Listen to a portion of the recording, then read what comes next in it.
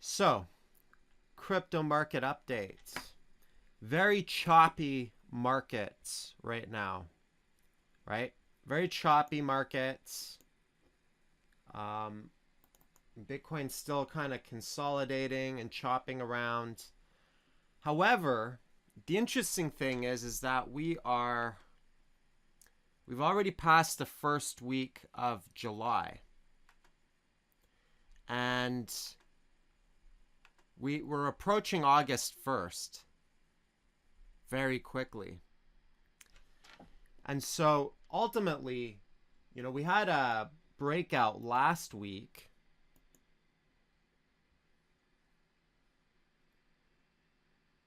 and it did establish, prior resistance turn support. It did retest. Today it just made a lower low, still kind of retesting, at least on the lower time frame, right? But the range is getting tighter and tighter. So the question is this market going to have enough fuel? Is it going to create enough volume and momentum? Because the volume's been fairly low lately to actually get a bull trend and break into those higher levels prior to August 1st, right? Or is the August 1st event already kind of priced in, and that's why the markets are very slow and choppy and indecisive, right? I think on a fundamental level, because it could be a major black swan event. I mean, people are saying, hey, don't send Bitcoin transactions for a few days. Withdrawals and deposits will probably be halted on money exchanges. Nobody really knows what's going to happen, right? And if it does come to a head and an all-out war on Bitcoin, it can get pretty messy. And I think the markets would definitely reflect it. I mean, if the markets suddenly went really, really bullish prior to August 1st, unless everyone had some kind of unanimous agreement, like, hey, we're all signaling for segregated witness, and we're all going to, you know, sing kumbaya, and everything's Bitcoin's gonna scale, and we found a solution, and yeah, then we'd probably see a very huge rally as a result. But and I guess Big K's making an interesting point that everyone will want Bitcoins so that they'll have double the Bitcoins after the hard fork. And that's actually a good point. We could definitely see a rally as people try to get double Bitcoins or whatever. But the question is, how many traders and how much of that money is going to be gunning for the double Bitcoins, and how much of the money is going to be new money that bought Bitcoin higher, that doesn't understand and is confused by the whole thing. And so I don't know. We'll see how the markets react ultimately, but I think we're definitely at a crossroads, and it's not so clear cut what's going to happen. For myself, because things have been really choppy, and the prior trades and balance plays have been really nice. We've had these really nice long range, but I think I'm gonna, from here on in, I'm gonna sit in cash on my Bitcoin accounts, trading accounts, until we actually have some momentum and volume, right? Maybe we need to see a clean breakout here with some volume. Not this, we've got descending volume here, right? Volume has been dropping. We've been making higher lows, but volume has been dropping, right? So this is crypto, though. Anything could happen. So ultimately, when there's a level of uncertainty in the markets, the safest play is to hedge into dollars, into cash. And obviously this can be done either USD on exchanges, USDT on other exchanges. Generally, when I do a cash hedge, it just means that I'm sitting in cash ready for another trade setup, whatever that trade setup might be. It might be in some altcoin that has some kind of action. It might be in Bitcoin. It might be in Ethereum, whatever. But what it means though is that at least if I'm sitting in cash, it's stable, right? That's something that's known as a trader I can control, right?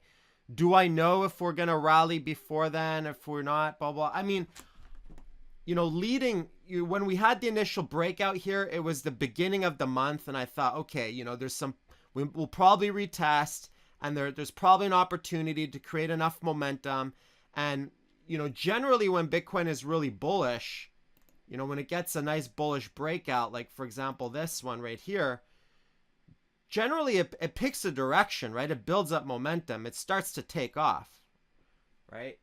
It's like you get on the horse or you get off the horse, right? And if you're not on the horse, then you're gonna miss out. And it usually doesn't take longer than a week for things to really get cooking, right?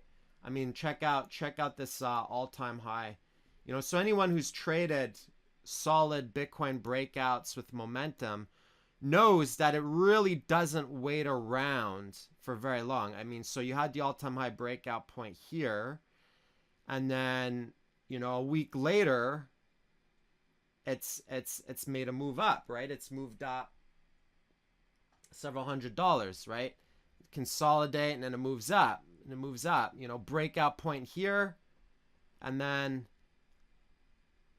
give it a week and look at the movement it made, right? Or even here, the bounce play didn't take a lot. So I'm not saying that the bull trend, I mean, technically the bull trend is still intact, right? On a technical level, if you just look at it, the bull trend is still intact.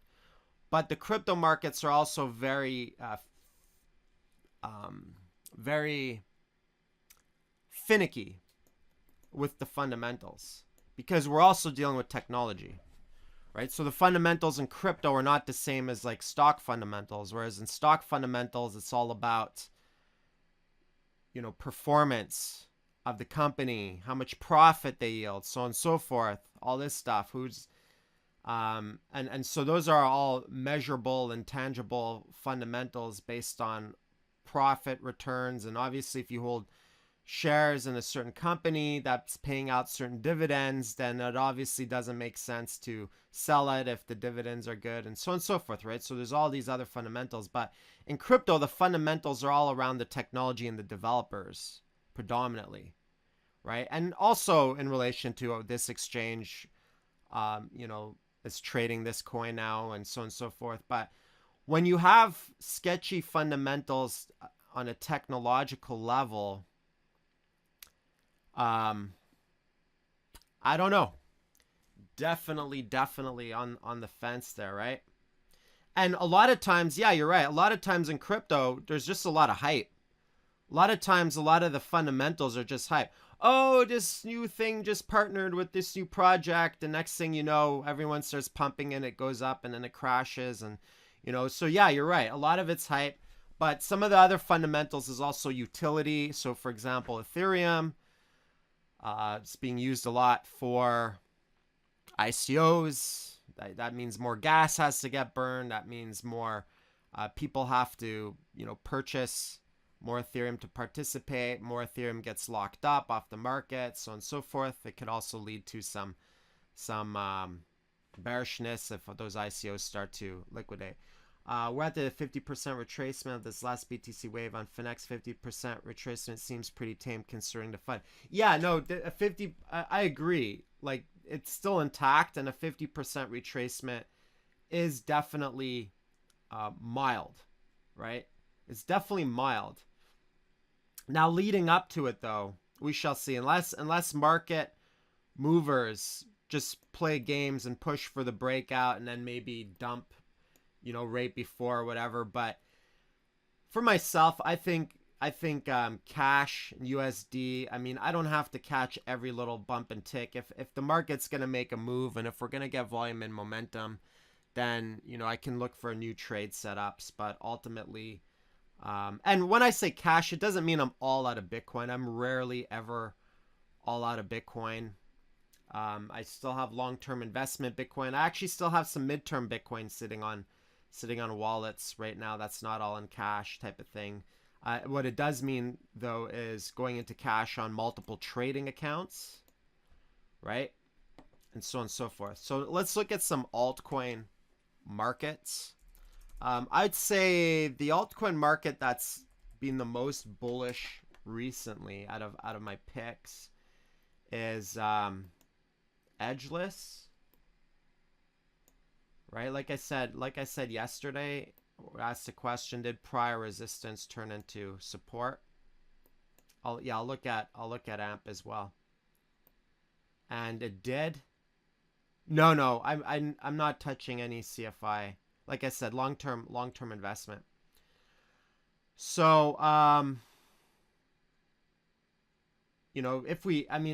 if Edgeless bounces off of continues to bounce off of this line, and there's, like, I guess you could say there's an immediate trend line as well, but the prior resistance turns support. If that happens, then we've got a line here, a line there, then it's possible we'll consolidate and perhaps do something similar that we've seen multiple times, where it breaks out, crashes, retests the prior support turn resistance, consolidates, breaks out, crashes, does the same thing, retests it, breaks out, crashes, retests it. So I have a reduced position size in Edgeless, but I'm still riding some of that for now, obviously. Looking at AMP, since a lot of people are asking about AMP, AMP's kind of being a bit of a flop. AMP's kind of being a bit of a flop. So the breakout point where I sent out an alert was right here. And right now, I think there's definitely, a graceful exit is to stack, we're retesting a prior resistance there. A graceful exit, because it's bled out a lot, is to stack limit orders and wait for the zigzag up, even if it turns bear, and just to have it, sell into limit orders. There's always, traders out there right now dip buying and stuff, and so on and so forth. So that's a graceful exit. And as far as the longer term trend line, but this isn't really a market, so we're testing that line right here. So definitely I can see dip buyers coming in and scooping up some blood. And if it bounces, then perhaps, even if it turns bear, then perhaps it'll at least possibility could test these areas right there.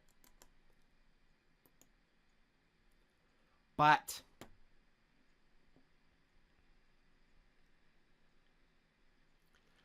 Poloniex, the thing is, when I was looking at this and when I picked this, Poloniex was very, very hot at the time, right? So I was looking for markets that, hey, what markets on Poloniex haven't produced crazy returns yet, haven't pumped. So I had a tech release, so on and so forth. And it did go up, right, from that point.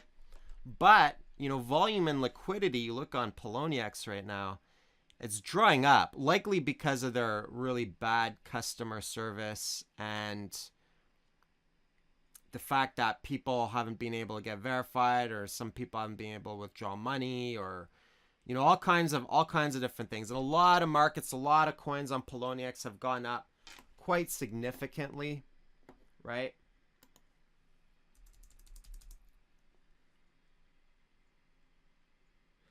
Possible shorting for Bitcoin if it possible shorting for Bitcoin if it breaks down. I would definitely just say watch the trend line.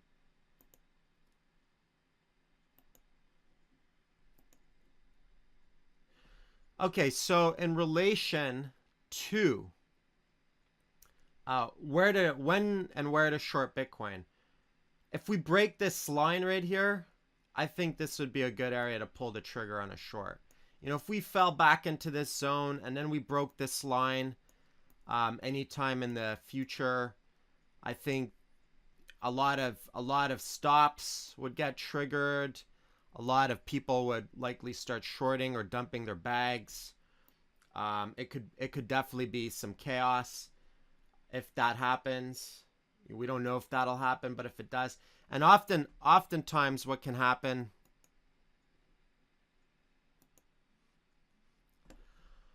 Okay, so you know, if playing with the if-then scenarios, if something like that were to happen, then chances are it would crack through and then maybe have a quick little retrace or retest and then roll over.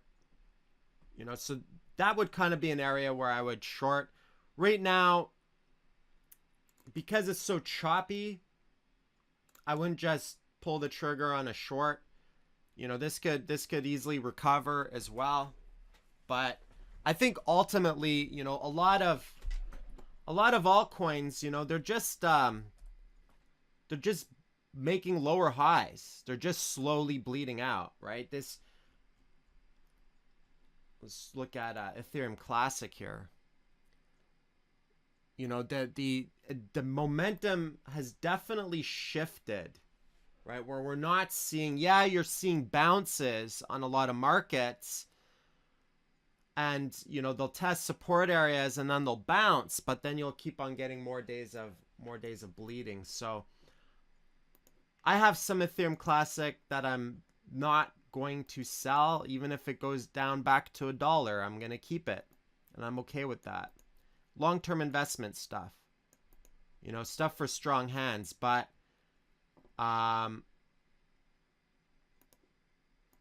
you know, when I start to see it breaking the immediate trend line, at least not even on this smaller time frame, I just generally don't mess around. I just exit. That's it. You know, I'd rather do it there than, you know, have a big red candle and then have to do it on a bounce or lower. And if it recovers, then whatever. I've got some as an investment. I'll ride it. I'll enjoy it. If it recovers, that's fine. If it wants to, you know, retest support levels down here in this area and then bounce and hold up and recover, and if everything recovers, that's perfectly fine. I'm okay with that. But I also wanted to lock in some profit there in case that doesn't happen, right? You know, moments like that, they're pretty much a coin toss. Will it hold up? Well, let's find out, you know. Let's see. If you look at USDT on the dollar charts, looks like it's, you know, probably just retesting support area. So, and that's just what I'm doing for myself, right? I mean, everyone has to kind of decide what's right for them. People might be in different areas. Everyone has different entries, different cost averages. Some people might be riding like lower entries. Maybe some people bought Ethereum Classic recently and are under hot water. Everyone has to kind of decide for themselves what their own risk tolerance is, and so on and so forth. For myself, I just kind of feel like even though everything can recover, I feel like it's a coin toss right now, right? I'm not seeing a lot of market confidence. And yes, everything could bounce, everything could recover, everything could have another wave, but I'll also tell you, everything's very choppy right now. Everything's also very undecided. You know, volume's lower than it's been over the past months. We're not in that high octane momentum bull market that we were in the spring, right? Spring, it was like March, April, May, everything was just bullish, everything going up, right? I mean, you know, you look at some other markets. I'll just show you markets that I'm not even in, but you look at some other markets and you see like descending triangles on everything. I mean, look at this, you know, descending triangle is bearish, right? So, you know, if you bought into some high markets like up here in these higher areas and you're bag holding this stuff, that's not good. Right? Like this is a bearish pattern. It's the opposite of an ascending triangle.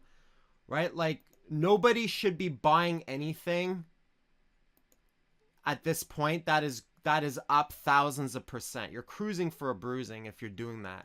Right? If you're chasing markets that are up here, and I've been very, very clear, it's like stay away from chasing these high markets that have pumped this high, you know.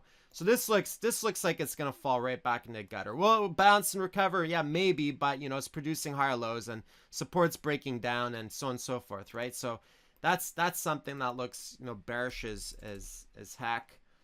You know, Ethereum doesn't really look so hot. You know, hey, look, another what do we have here? Another descending triangle. Well, look up what descending triangles are. This all smells like distribution to me. It all smells like old money taking profit, new money drying up.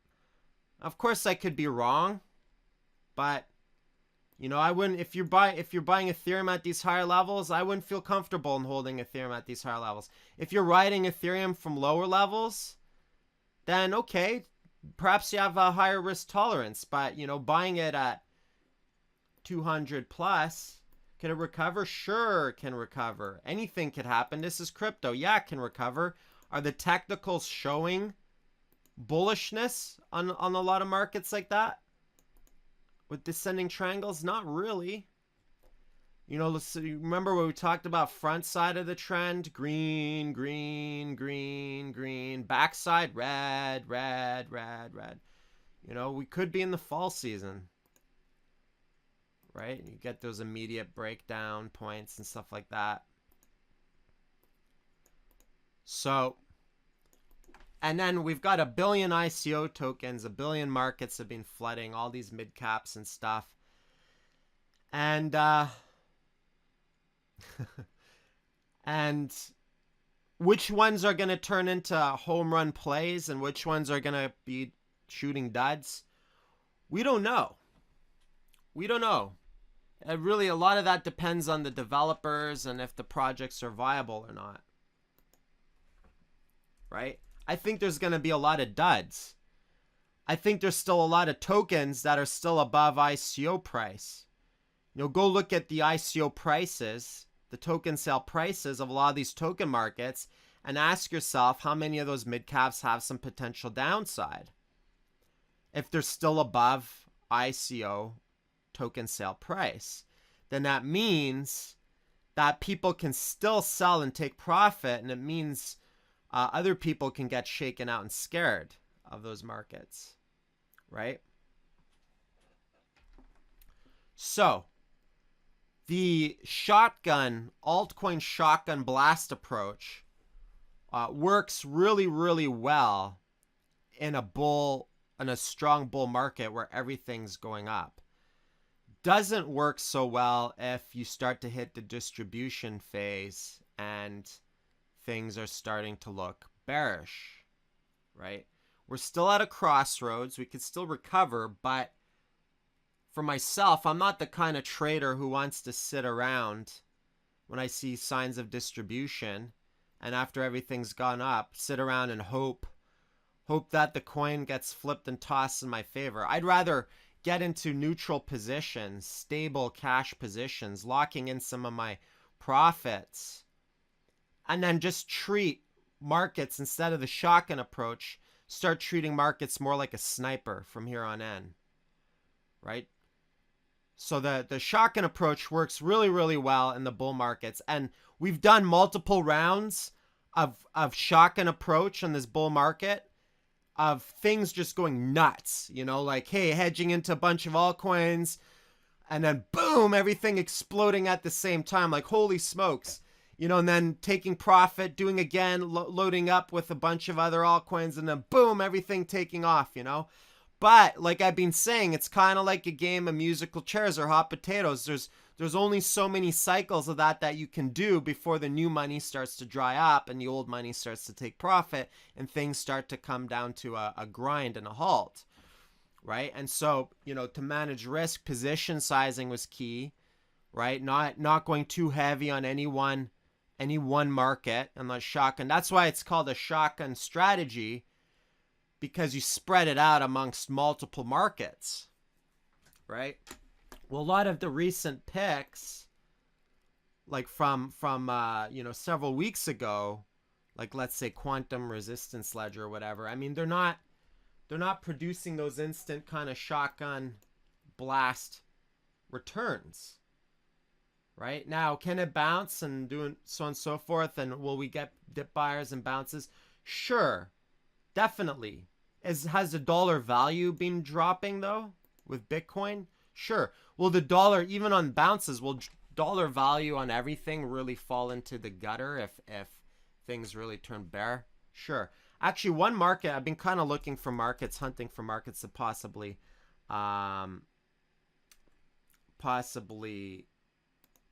short. I was actually kind of eyeing Dash as far as shorting is concerned. Predominantly the USD. It hit over $200. Something else. I mean, technically one could say it's still in a bull market. And we might also see, here's the thing, here's another flip side to consider. We might also see some people trying to hedge into some altcoins with this Bitcoin FUD or whatnot.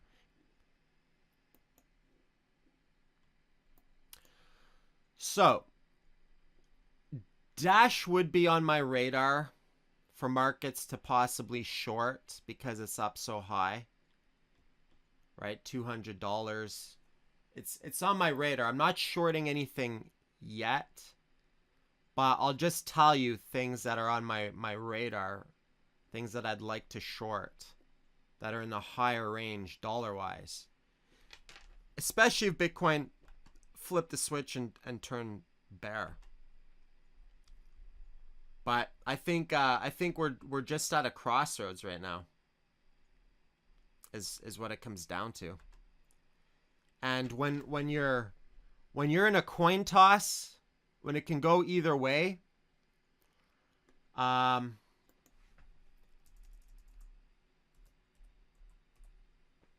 it can go either way, then oftentimes it's best to pick a neutral position or hedge. Now, does that mean just because I cleaning up some of my bags and stuff, does that mean that you can't, pick some of your own gems that you think is possibly good long-term investment? Does that mean that there's no value in bag holding some tokens and stuff like that, and that there won't be any recovery and stuff?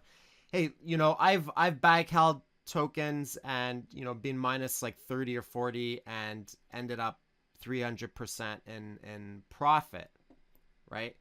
So, like BAT's been making consistent lower highs, right? But that doesn't mean that it can't have a bounce. And it doesn't mean that just because it's bleeding a bit now that long term, next year or whatever, in the next 6 months, that it can't produce something really interesting. I mean, ICN always comes to mind, how it actually dropped below the ICO price, looked very bearish, and then actually turned into like one of the biggest markets, right? Like right here, it dropped below ICO price by about 30%, and then kind of rallied up. So basically, I would say, in my opinion, generally with mid caps, if I'm down a bunch on a mid cap, personally myself, I treat those different than liquid markets. With liquid markets, I always cut out at a very minimal loss. Mid caps, because they're not very liquid and they're new and so on and so forth, they can have a lot of oscillation, volatility, a lot of bounces, stuff like that. Generally speaking, for mid caps, especially newer ones, you know, if I'm down a bunch on one, I'll just toss it away on a Trezor, set and forget, and just kind of bag hold it till it produces something interesting. Or if I wanted an immediate exit, I would just be patient and stack some limit orders higher up on the books for an exit. That's personally um that's personally what I would do on any mid caps that I'm if I'm down on any. That's personally what I would do, because the markets are dynamic. For all you know, we could flip the switch and everything recovers nicely, and all of a sudden, like, hallelujah, everything's bull again. Or everything turns bare and bloody, but you know, the bat developer releases some new thing, and all of a sudden, you know, it has its own little independent rally that's different, you know, non-correlated to the rest of the markets, and so on and so forth, right? Now, the good news with a lot of these mid caps is that I generally don't buy mid caps that have, you know, markets that have pumped really, really high. So, you know, the good news is that, you know, for the most part, anything that's bought, you know, much lower on the books has, in my opinion, better potential of recovering or turning bull than buying something that's up 1 billion%, like, you know, BitShares or whatever. Uh, you know, like a market like this, you know, anyone who's buying a market like this, an old market that is pumped this high, I mean, this is like, if you bought any at any level up here, this is definitely a market where you need to cut out sooner than later, as far as like taking a hit, right? Because, you know, in a market like this, a 50% hit, or 40%, or 30%, or 20, or 15, or whatever, could turn into like a 97% bag hold it for the next 3 years until it pumps again, right? So that's, you know, markets like that are definitely, especially old projects that, in my opinion, are kind of washed up. I mean, this is like an old recycled project that just, in my opinion, just had a pump, right? Just some whales pumping. Um, you know, whereas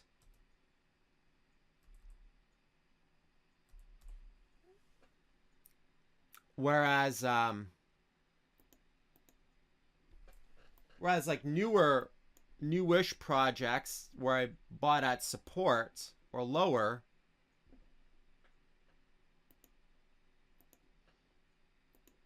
I guess it all depends on where one buys, and I know there's probably a lot of dip buyer shoppers right now.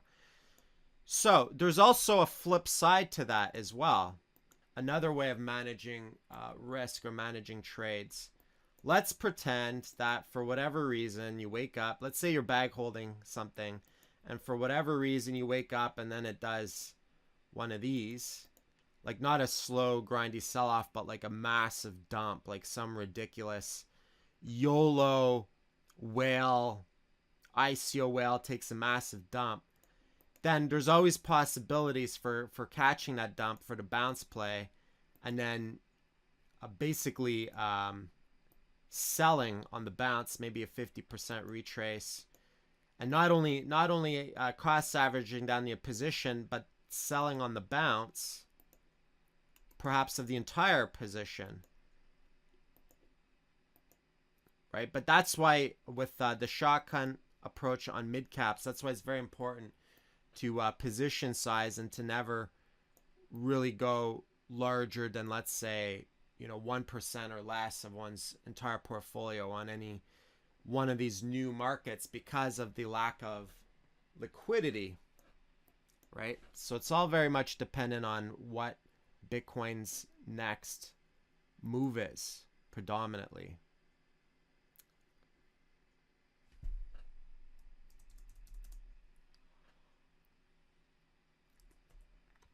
But a lot of the what's the other one, RLC,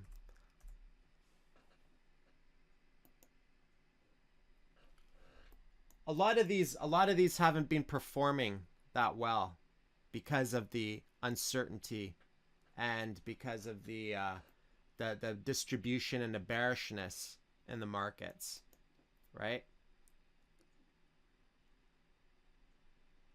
So some of the earlier rounds, like edgeless, I guess because it was early enough in the cycle, really kind of produced huge results.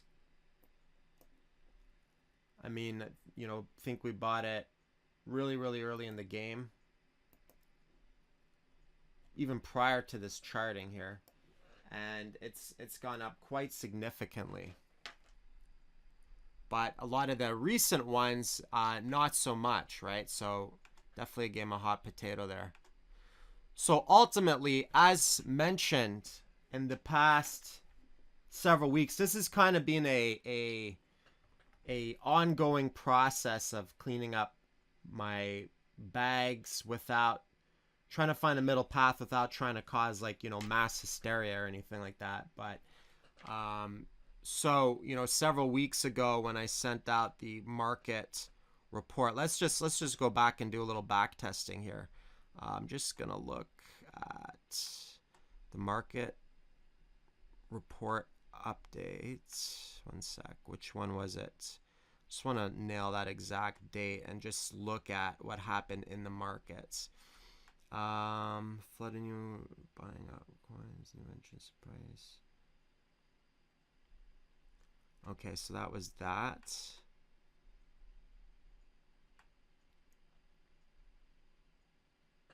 One sec.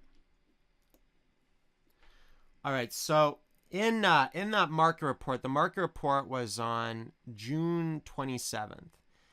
And so in this market report, we'd had several days of blood, right? And in the market report, I basically said, I'm reducing my position sizes on just about everything except for Ethereum Classic, and I believe it was CFI and AMP at the time, although that probably should have been reduced as well because they had a tech release on AMP.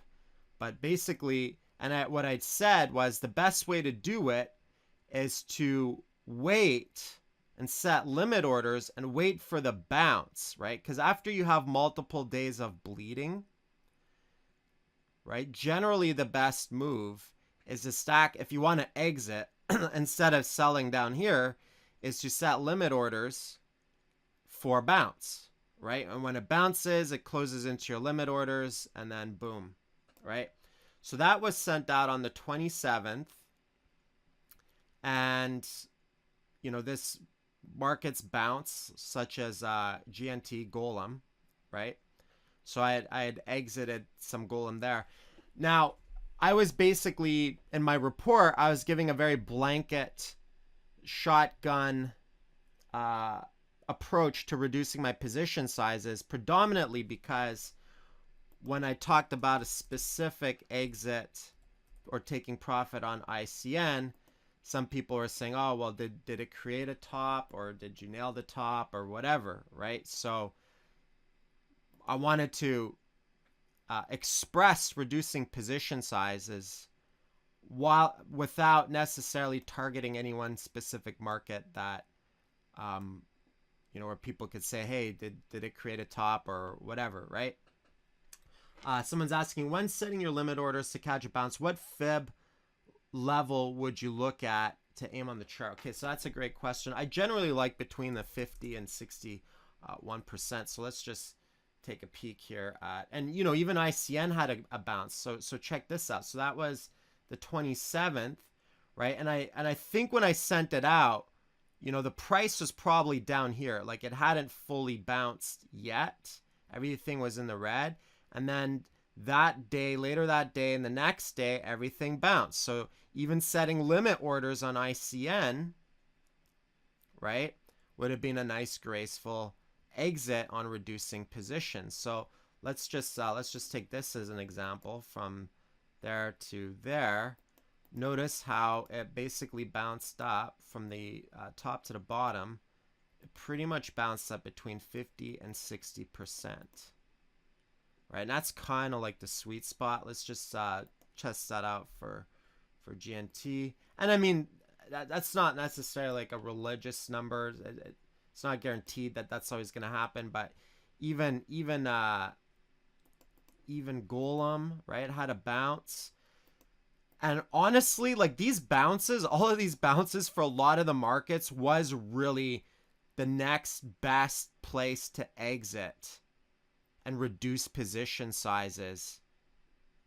Unless, of course, everything recovers and makes another wave up, but we don't know. We don't know that, right? So the timing of that market report was actually fair, is really good timing. And even the strategy in setting the limit orders was good. So I needed to reduce let's look at everything bounce except I needed to reduce my position sizes. So bounces from here would be weaker than 50%.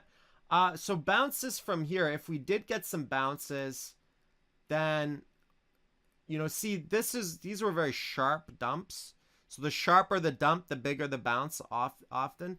But, we could still see some bounces into, I would maybe say like the 2000 area and stuff. Obviously, there's no guarantee of that, but Golem did kind of break this.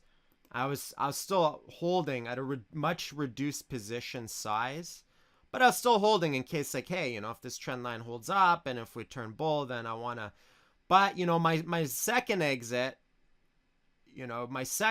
so there's three possible exit points. There's like selling into strength based on a fib level, right? It's something that I did when we hit here on Golem. I took profit here, sold into strength right there. That was based on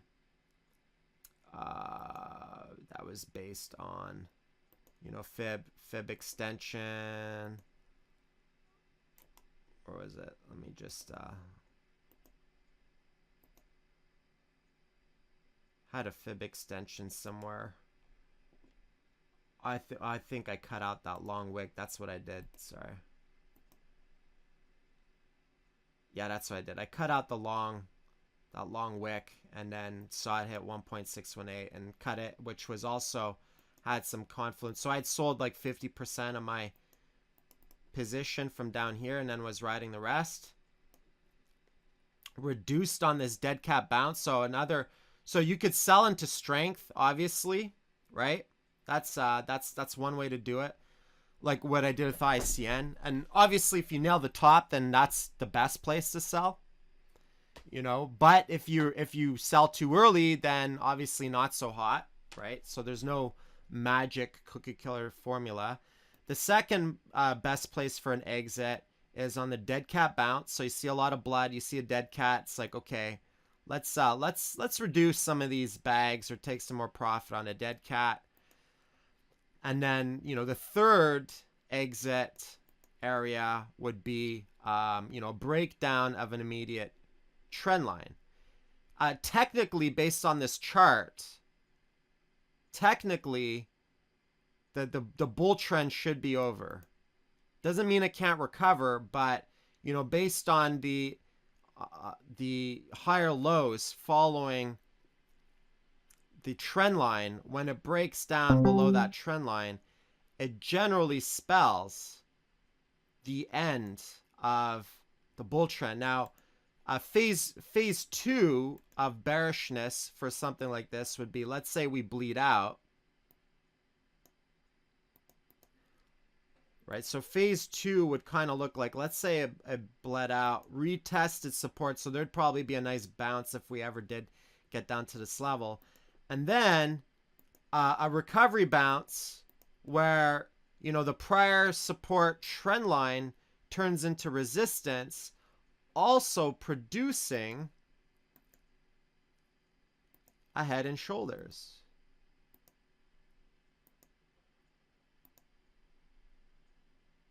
Right? Now, does it have to play out like this? Is it possible that it could break the trend line and it'd be like a fake down or fake out and then recover and go bullish? Or absolutely, that these things can happen. This is crypto. You never know, right? Maybe Golem comes out with some crazy news event. Hey, looks like Visa wants to use Golem or whatever, and everyone starts chasing, goes all FOMO and stuff, and it recovers. You know, so that can definitely happen as well, right?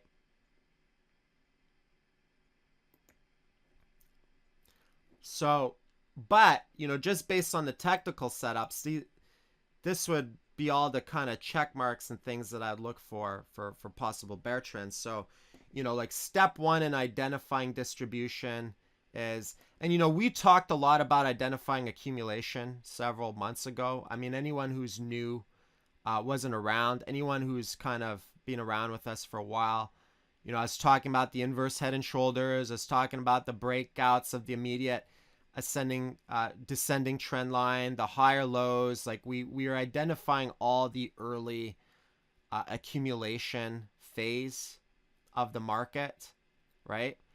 And so now I kind of feel like we're starting to identify distribution phase of the market. And even though things could still recover, even though things could always still turn bullish again, as a trader, I can't ignore the signs of things that smell and look like distribution to me. I mean, you know, step one in distribution is, you know, ridiculous price gains, right? Oh, the market's had a really solid bull run, right? As you know, step two, you know, descending volume, right? New money, volume, and momentum's losing. Step three, the predominance of color. When you get into the backside, everything starts to look really, really red, right? See, it's all kind of red, but you could have some backside and then it still recovers and it's just the backside of more front side. But when things start to get really, really red, often that speaks of distribution. Lower highs, right? A series of lower highs, right? And lower highs and lower lows, right? So it's kind of produced a lower low.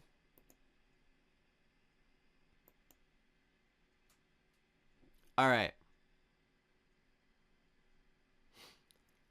So that's, you know, so lower highs,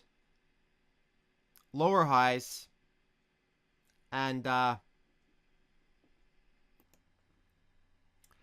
right, so sorry, I just got cut off there, my internet, so I had to pause the video.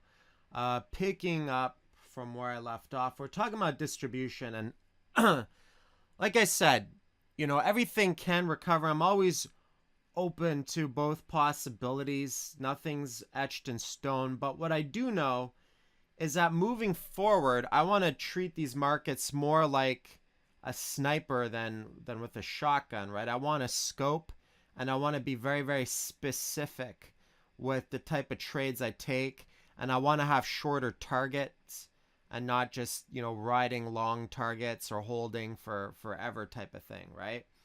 So now if we get some big rounds of blood on any particular market, any big sell-offs or anything like that, then there could be some nice bounce plays, or if things start to break down on anything, then possible shorts and stuff like that. On markets that you can short, of course, there's a whole bunch of them that you can't actually short. Like you can't really short Golem, for example, right? So your only play is to catch bounce plays and stuff like that.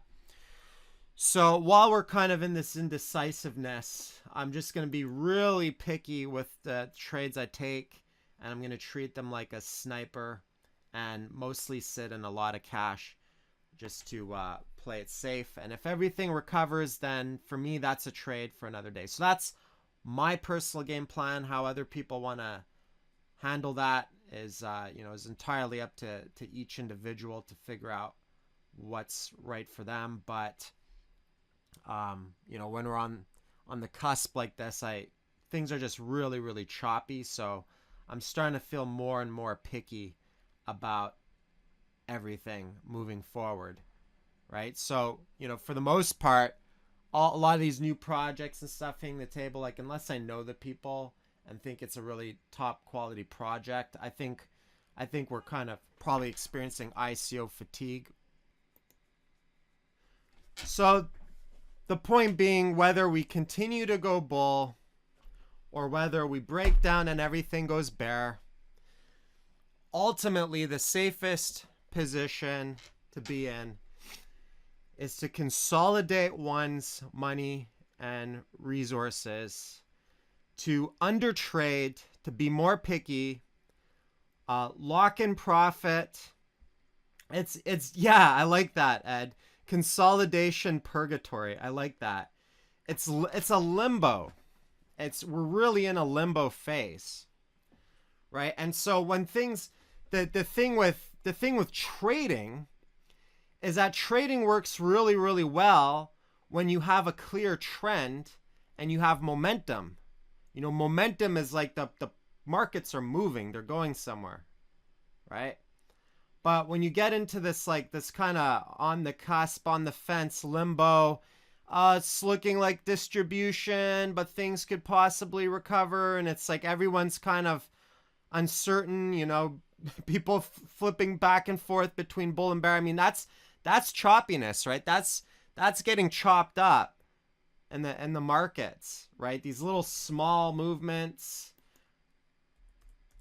you know, tight range, not clear direction. I mean, that for me, the biggest moves are the easiest things to trade, right? You know, for example, you know, Bitcoin has a big dump, buy the dip, ride it, easy, big trade, yay, right?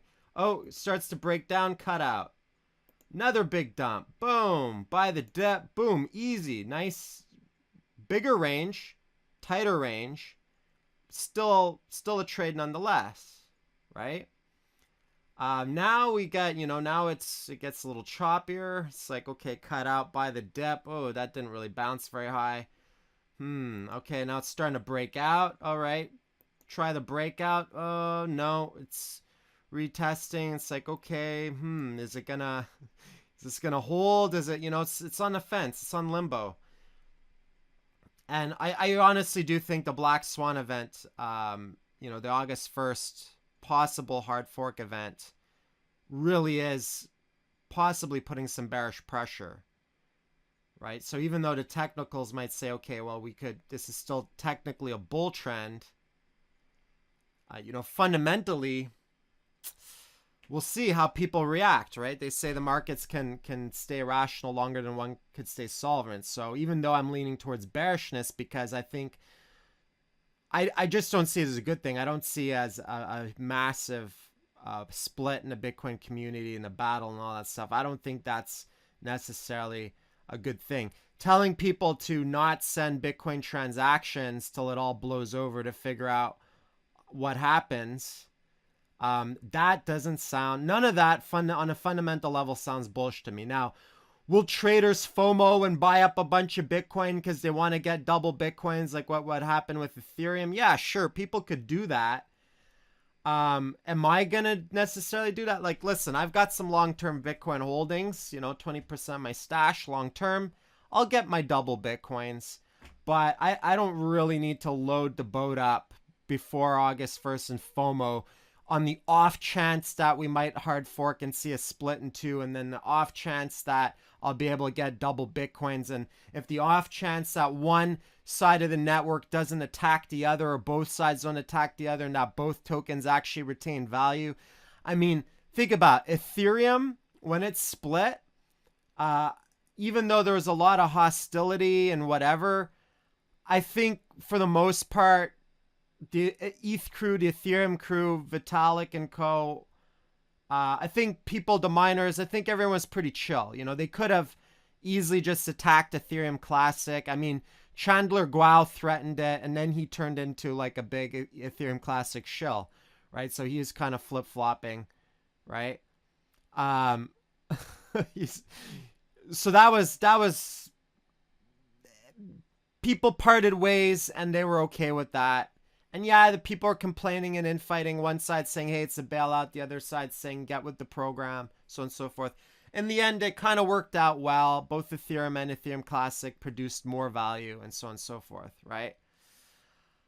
But will it be that clean and pretty for Bitcoin on this like long heated 2 year battle? I mean, with Ethereum, it was like a very flash in the pan battle, right? It was like a disagreement on a hard fork and what someone called a bailout is a parting of ways and a disagreement. And it was kind of like a very spontaneous movement that happened with the Ethereum Classic that just happened to gain a lot of traction in a very short period of time, which kind of threw a lot of people for surprise, right? And ultimately created more opportunity for everybody, right? We all created, I made money off of Ethereum. I also made some good money off of Ethereum Classic. Ultimately, I think it was a win-win. Free market, let people part paths, so on and so forth. But, you know, in the Bitcoin scaling debate, I mean, it's been 2 years. You know, things have been getting pretty messy on both sides.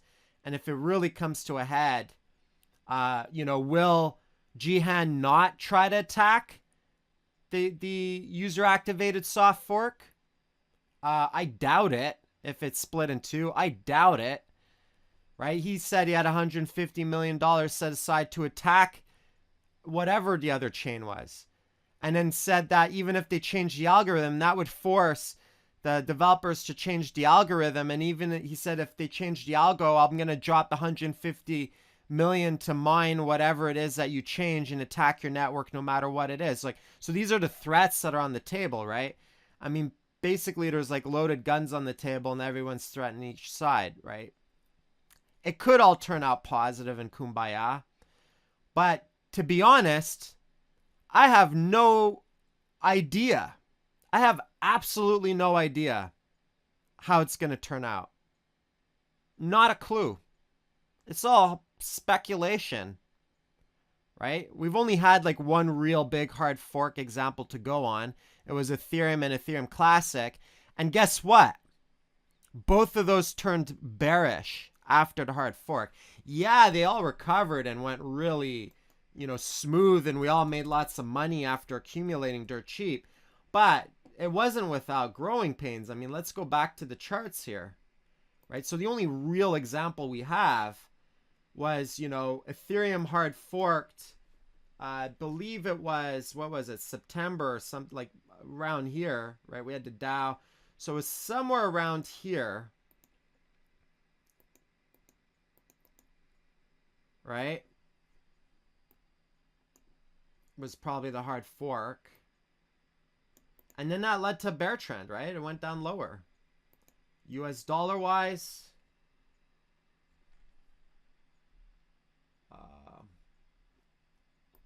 kind of hard to. So where was it? So I think it was like roughly in September. So like the hard fork, I believe, happened somewhere around here, or it happened in July 20th. All right. Actually, you know what would give me a good. I was kind of basing it on when Ethereum Classic turned into a thing. Let's just look at Ethereum Classic charts. See when that got listed. Okay, so that was August. Okay, so there you go. Not September. My bad. August, July. You're right. So July 20th, and then Classic came into. I see. Okay, thank you. July 24th. All right, so let's look at July. So let's just do some back testing and just peek. And yeah, this turned super, super bullish when Ethereum Classic hit the exchange. It was new and exciting. It got hit on Poloniex. And then really grindy bear channel, bear market for months. Just months of grossness, right? And then Ethereum. So let's say July.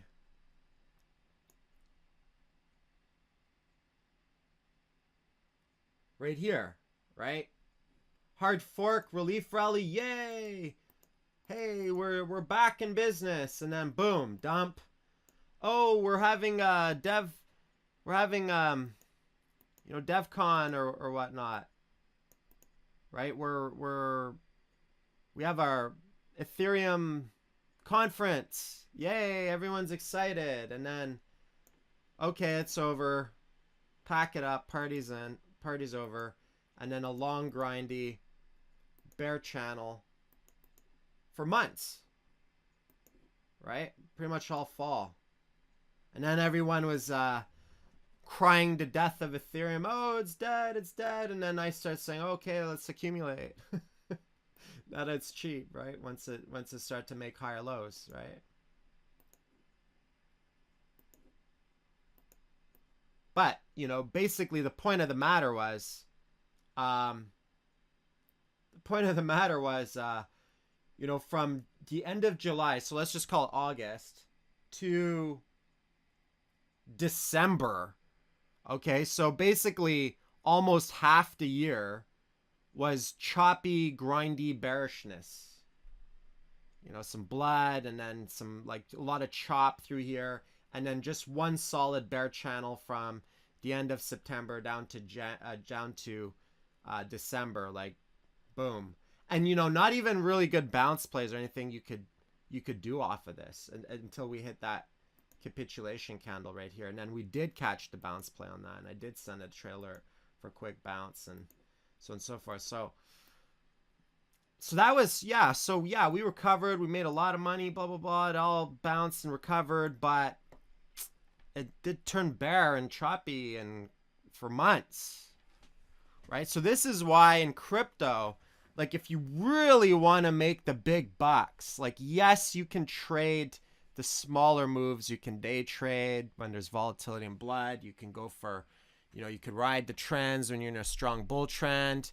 You can, you know, you could catch the bounce plays. You could short. You could do all this stuff. But ultimately, the biggest money is in the longer cycles or in the bigger seasonal cycles.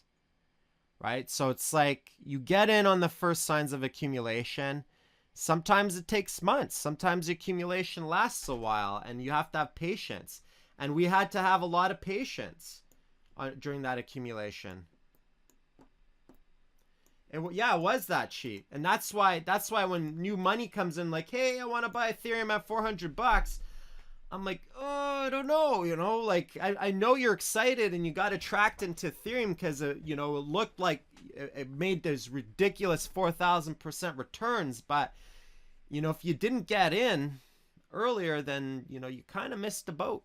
And the best play is patience after that until the next moment to reload. And I had to be very patient in this bear trend, though, right? So basically, you know, I was waiting and waiting and waiting and waiting, and it was grinding it. It's like, yeah, I'm not accumulating yet, not accumulating. Even when we test that support, not accumulating. Let's wait till we hit capitulation, higher low, and then started accumulating. But I had to wait months of being patient and not just jumping the gun. Now, in hindsight, looking at the current price action, I guess I could have just bought at any price and just cost average down. That would have worked too and turned into profit. But you don't know that when you're on the bleeding edge, do you? Right? You don't know if how bad's gonna be, right? So you got to just have to wait for the signals when you're on the bleeding edge, right? Hindsight, it's all easy. How'd you know when to buy? So I'll look on these charts to show you, and you know you can there's some updates where I was talking about it. So I'd already had it in my mind that I want to buy. And so essentially, capitulation was the first move. So this is like when we got a big sell-off and some VC got their funds hacked. Then we hit a double bottom. So this was like an Adam and Eve double bottom, sharp, and then curve. Whoop. And then, so now I'm interested. I'm like, okay. So I caught this bounce play, but I sold it on the bounce. Like, I think it was like a quick 20% trade. You can go back and look at that. And then I saw, okay, we established support. And basically, once we broke this immediate bear channel and descending trend line, that's when I started to pull the trigger and accumulate. Okay, so then I had an entry, was in the mid 9s. And then boom, it made a higher low. I was like, okay, so now we were talking about it. So then I bought some more. And then there was the breakout. So then on the breakout, you could buy some more. And, you know, there's all these different entry points. And then it starts to go up way high, and it's like, okay, well, I'm done buying now. Even though, you know, technically I could have kept on buying, but I just wanted the early bird entries, right?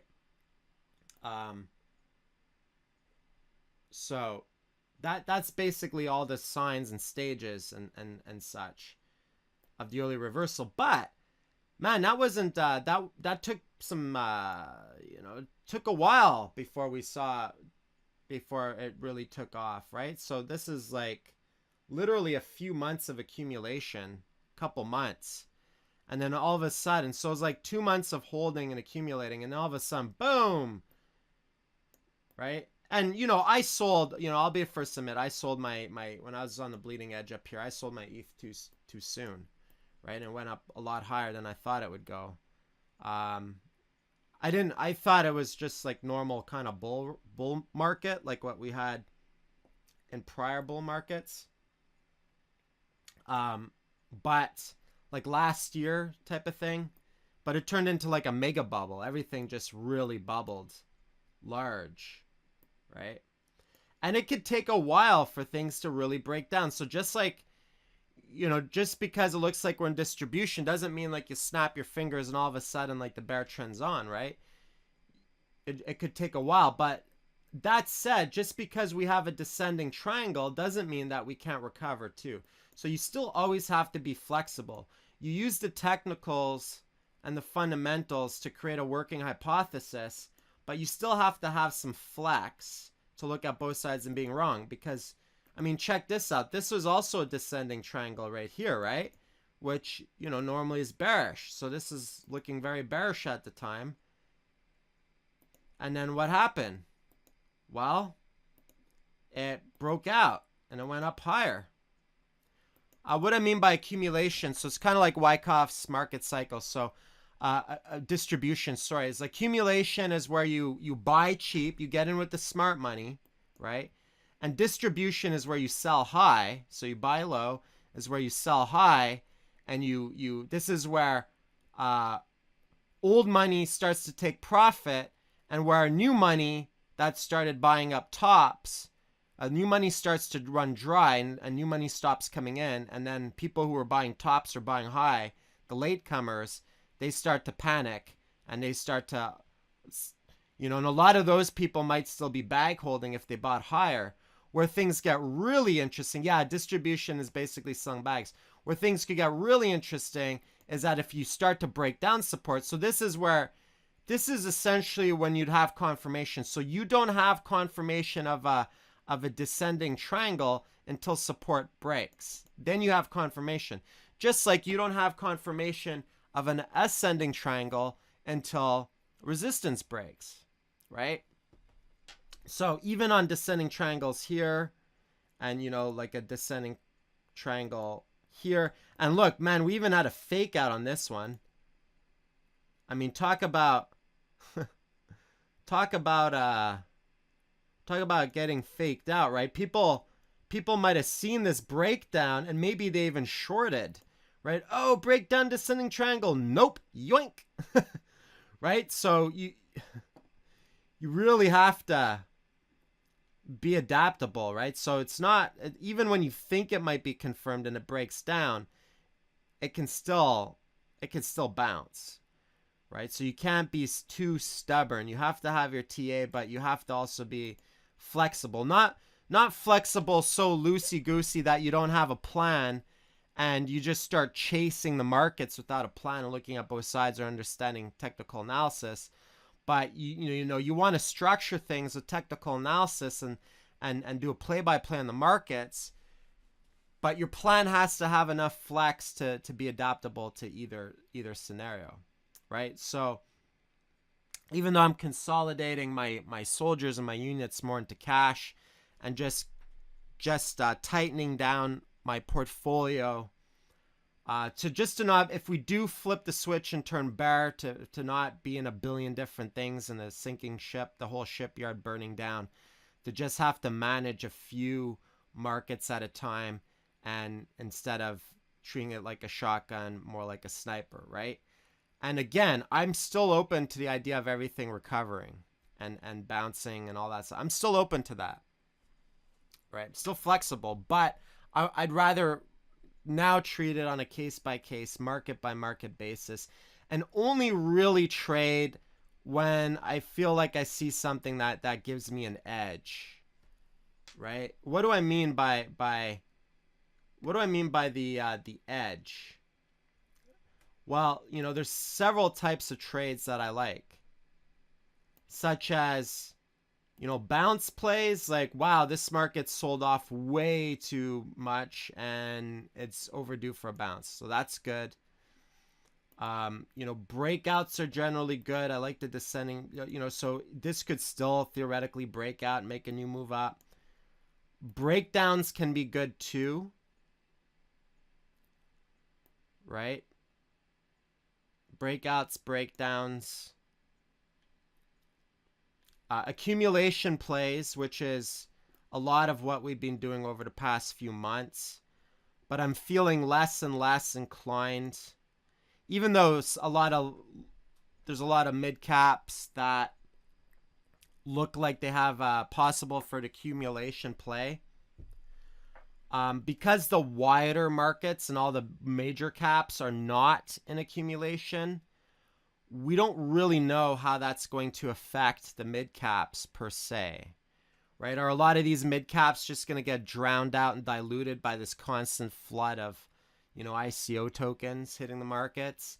Is it going to be like 2014 where all the hot markets of the time and all the big markets and everybody was creating proof of work clone coins and proof of stake clone coins, and you had like, you know, you had like big coins like Dogecoin, which, you know, is a staple that's still around, but then you had like all these other garbage coins like WorldCoin or, you know, Cat Coin or Meow Coin or this coin or that coin and that can then and like the markets just got flooded with all these clone coins. You know, what was this? You know, fish sticks coin and this coin and that. I mean, it's ridiculous, right? Panda coin and, you know, which its abbreviation was PND, also known as pump and dump. You know, everybody was, all these scammers were pumping out these coins like a dime a dozen. Everything was all the hype. Oh, this is the next coin. Oh, that's the next coin. And like most of them just like fell into garbage, right? What's mid-cap market capitalization? I'd say like 50 and under, like maybe between 50 and 100 for market cap. It's always fluctuating and changing. You know, low caps are like not even on the first page type of thing. And so a lot of those fell into garbage, and even like all the top markets like NXT, BitShares, Counterparty, everything that was like the Bitcoin killer of the time, the Ethereums of the time. Let's look at, I'd say CFI still kind of in the mid cap category. Like the ultra low caps are like, you know, Cryptopia coins, right? What's useless Ethereum token? Yeah, I think it's a joke. It's a joke. It's like a joke ICO.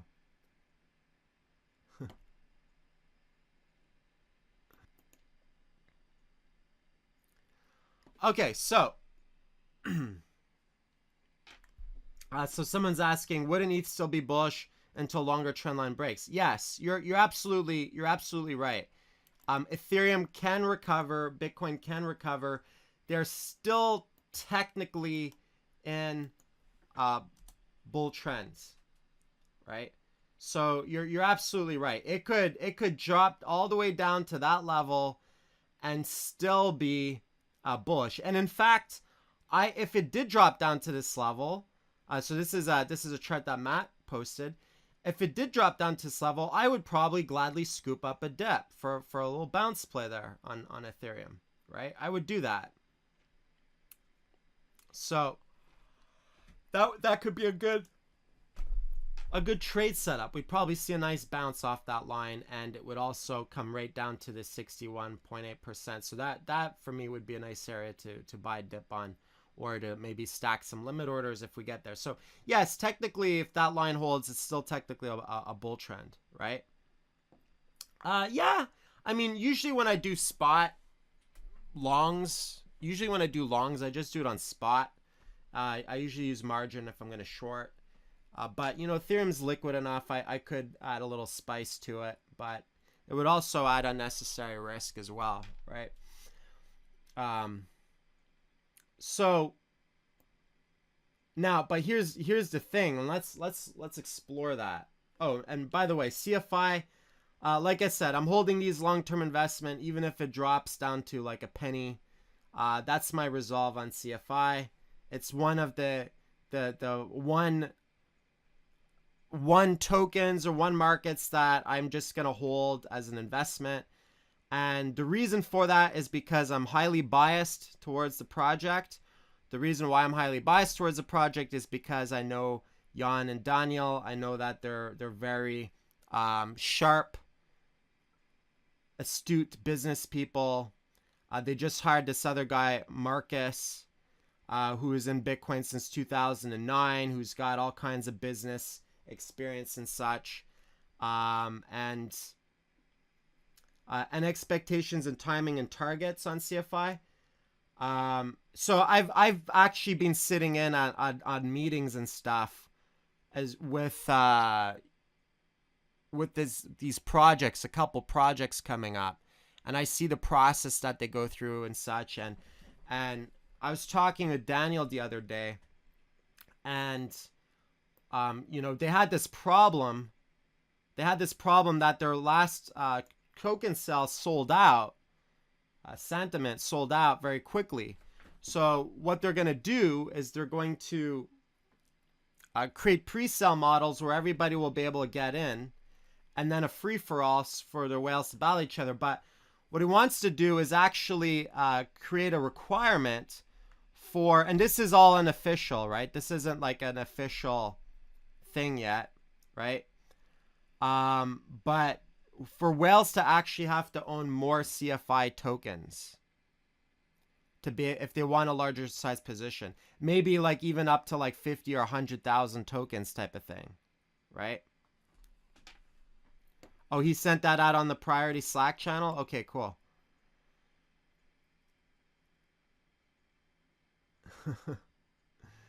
so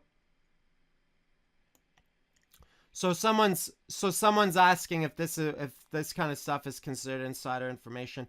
These are all kind of open source projects, as in everyone who gets involved is a community participant. Most of the information is already available, and as Bag is mentioning that Jan or Daniel already mentioned all this in the Slack. So I'm just telling you based on what I've seen that I'm kind of I want skin in the game. It's as simple as that. But I'm also kind of biased, right? So if you feel like it's not a good hold, then don't let my bias in the project affect your decisions. My bias is strong on this project, therefore, you know, I'll bag hold it down to penny. I'm just gonna bag hold it no matter what, even if it goes down to Benny. I don't care, and I have a large size positions, right? So, will I buy more? Probably not, unless it got so disgustingly cheap that I can't help it. Then obviously, you know, if things get too cheap, then obviously there's opportunity there. So, you know, we did break a support level, right? And the thing with a lot of people is a lot of people don't really see the forest from the trees and stuff like that. Myself personally, I trust investing in projects where I know the people. I feel like I need to know the people and see what's happening to feel a sense of confidence. Because I'll tell you, most of these other token projects or these new projects, I have no idea who these people are. I have no idea if they're blowing all their money on Lamborghinis or if they're going to dump on everyone, or, you know, I have no idea which ones are scammers, which ones are not. It's all based on faith and whatever, right? But if I know the people, then I feel a little bit more confident, right? And so for me, this is like strong hands, as in like I'm not going to sweat bullets if I'm even like minus red by 90% or something ridiculous. That's just me. I'm not necessarily recommending people do that. I'm not necessarily recommending people do that if that doesn't feel right for you. And if you're in a position size that's way too uncomfortable for you to stomach those possible being in the red by those percentages, then it's definitely worth getting position sizes down to something that you're comfortable with, right? Long-term targets. I need to see like at least minimum 10x before I start to get interested in taking in targets like that, at least.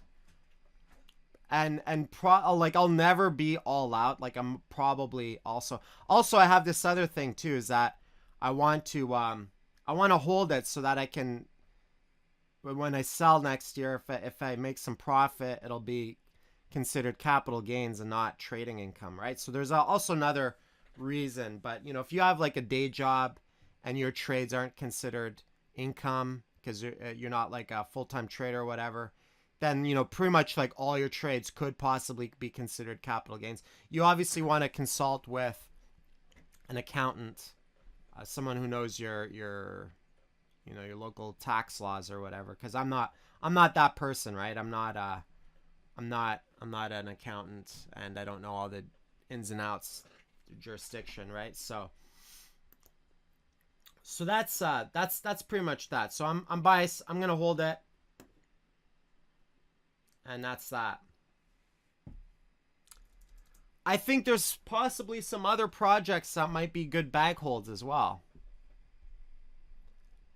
But one would have to really kind of sift through the fundamentals and decide if there's something that BAT kind of looks like an interesting long-term thing, right? It's the person who created BAT, Brave browser, they created Mozilla, invented JavaScript. That kind of trust, on the fence. But a lot of these markets, like I said, a lot of these markets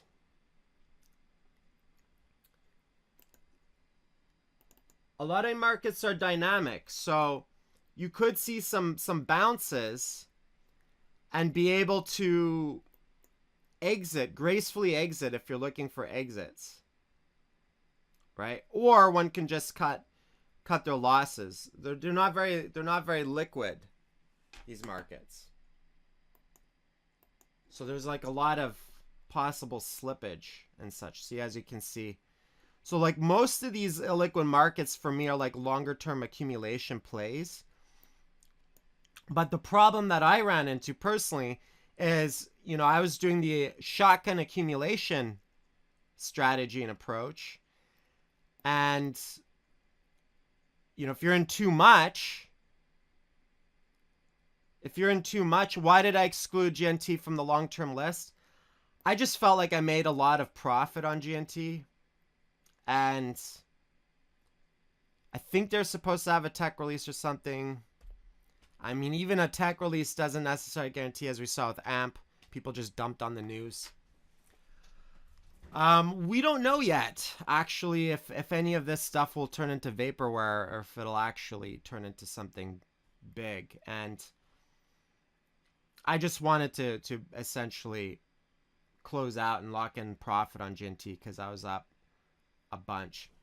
And yeah, no, AMP was turned bullish, but the money run dry on Poloniex, where we weren't getting these crazy. It didn't pull off a BitShares.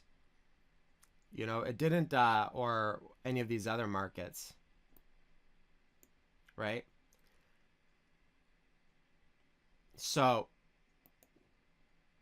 obviously the sell on the news approach, that's what happened, right? We broke the trend. This is why I generally why I cut out of Golem when I see immediate lines break. This is why I just usually cut out, right? Now, AMP. So let's see. I think that there's a possibility that it could still bounce right? A lot of people selling. Oftentimes when you get a lot of blood, you can definitely get some bounces there. I have a reduced position size and a bet that I would have as limit orders for a possible bounce. And this is kind of just been a gradual process on a lot of things, right? A lot of the markets that I was in, basically, when I sent out that trade alert market report several weeks ago, a lot of things I reduced positions as everything bounced. And so that was like phase 1 for me, just reduce position sizes. And phase 2, even though things could still recover, phase 2 for me is just having full exits on a lot of things. And obviously still keeping some gems. Like, you know, I've got some classic that I'm going to hold. Probably even if it goes all the way to the gutter. And, you know, might recover. Right? This could have been a little bit premature.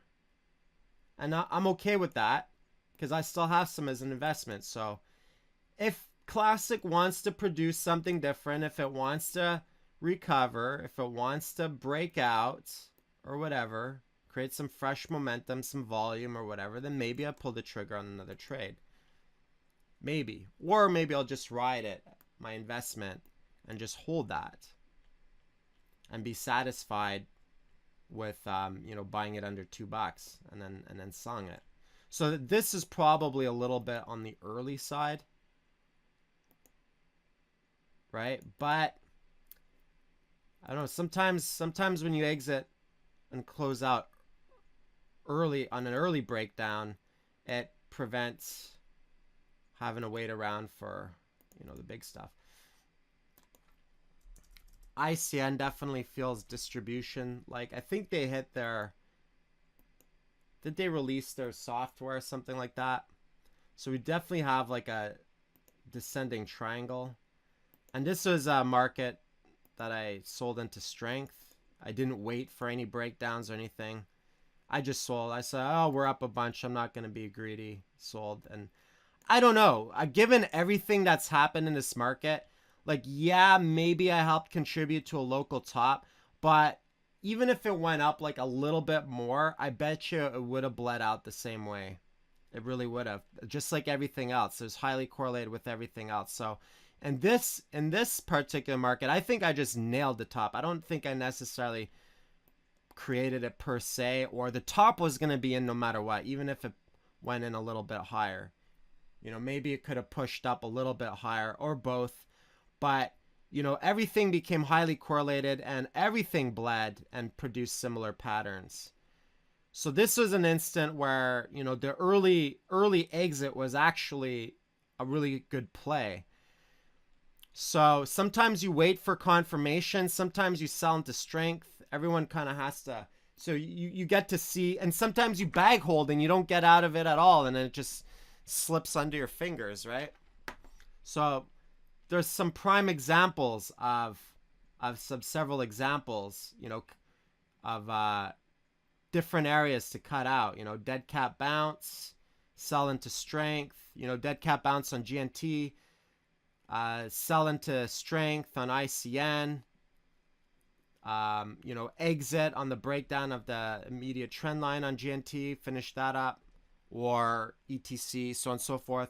And then some of the mid caps, just kind of being in the red and possibly bag holding or cutting out a loss. But the thing is like, if you're in a really, really big position size, then you probably don't want to bag hold a big position size on things. That's why I had to like reduce all my bags weeks ago leading up. I just felt like, we're too much on the fence, right? Writing could be on the wall. So I didn't feel comfortable with my position size. I need to reduce on a lot of things. And now, a couple weeks later, well, things still don't look that great. Except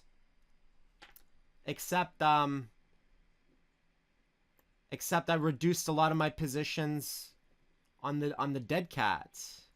And for those who don't know what a dead cat bounce is, it's basically, you know, when a market dumps and then it bounces to like a return to normal, usually between 50 and 61.8. So here's a possible dead cat right here. Boom. Right? Also creating like this. Now, can this recover and turn bullish? Sure, it can. It's not a bullish pattern right now. It's a bearish pattern. But, you know, we've seen Ethereum break out on these descending triangles and go bullish, right? A lot of people talking about Litecoin, right? A lot of people talking about Litecoin. Litecoin's obviously been a real champion. A rock. But, hey, you know, this is also kind of producing. Now we're retesting prior, you know, support or prior resistance and support possibly. But, you know, I know there's some top chasers on Litecoin. I saw people shilling, oh, this is a good time to buy dip. You know, right here, oh, buy the dip or whatever. Oh, catch the breakout. Okay. Well, you know, each breakout is, obviously there's the early breakout. Each breakout produces less and less percentage gains. I mean, this would have been the early recent breakout. That's why I like the breakouts on the descending or ascending lines, the breakdowns or breakouts. It's more like the early bird entry.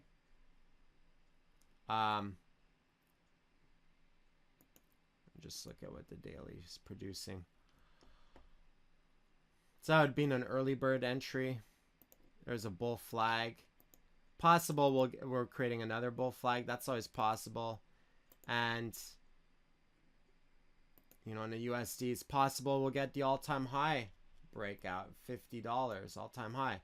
And it's possible it could all flop, but I'm not terribly into Litecoin right now because the price is so high. I wouldn't be surprised if one particular market went really, really bullish, because some people will not, some real crypto heads will not want to necessarily hedge into dollars. So maybe something might turn into the flavor of the day as far as hedging is concerned. We don't necessarily know what that is. It used to be very easy when everything was inversely correlated. Bitcoin would dump, you just go into a basket of altcoins and you've hedged your dollar value and they all rally. Bitcoin rallies, you get out of those altcoins, you flip it. But since everything's all correlated and went up at the same time, it doesn't. Crypto hedging has been a lot more difficult to do. It's not so cut forward. It's not so straight.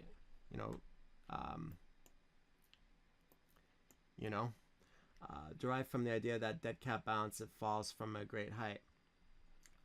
Thoughts on Very? I'm not quite sure what. I don't know, Veritas or whatever it is. What's the abbreviation of Very? Talking about PVEX as a hedge. Very. Well, I'm not seeing the ticker here, so it must be on another exchange.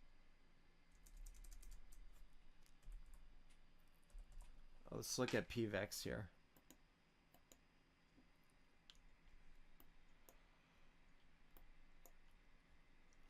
It's definitely got a lot of downside.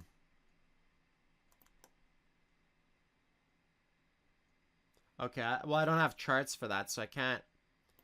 If it's not on Coinigy, I can't really give an opinion on it. I have to do some more research.